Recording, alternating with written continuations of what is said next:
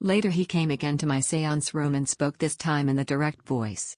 Dick was upset and his voice came with great difficulty. He was worried because of a claim that he had spoken through a medium at a public meeting. This, he said, was not so. He then asked that a message be given to his daughter, urging her to go ahead with the plans for his memoirs, and giving the name of somebody who was opposed to their publication. He sent affectionate greetings to George Lansbury, adding that he and Lansbury's son were firm friends. He rounded off what he had to say with the words, "God's blessing be on you all."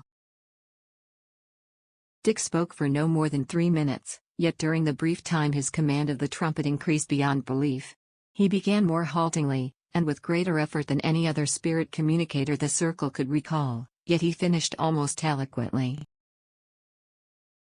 Questioned on it, Red Cloud replied, he was anxious and distressed when he started, but these things passed with the delivery of his message.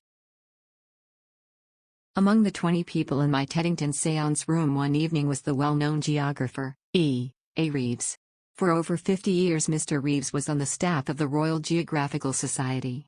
During the greater part of that time he was map curator and instructor in surveying to the Society. In this capacity he had known the leaders of all the major expeditions of discovery to leave the shores of Britain during the first half of the century. Men like Scott, Shackleton, Fawcett, and Watkins had been his friends as, indeed, had been many other explorers and scientists.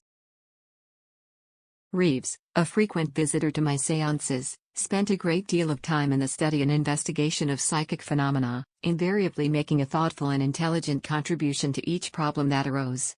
On the particular evening I have in mind, his brother, who had been drowned, nearly 50 years earlier, had just spoken to him, when another was sounded from the trumpet.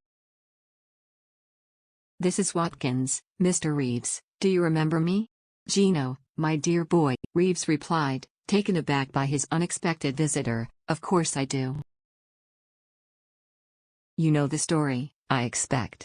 I was drowned in the Arctic. I was out seal hunting, went under the ice and that was that. Please tell Sir William the First have spoken to you." Sir William was the current president of the Royal Geographical Society. Reeves knew the story only too well. Gino Watkins had led an expedition to Greenland, where his death occurred as the result of an accident. How it happened had not been definitely established. All that was known was that he had gone out alone in his kayak canoe and that the tiny craft had capsized.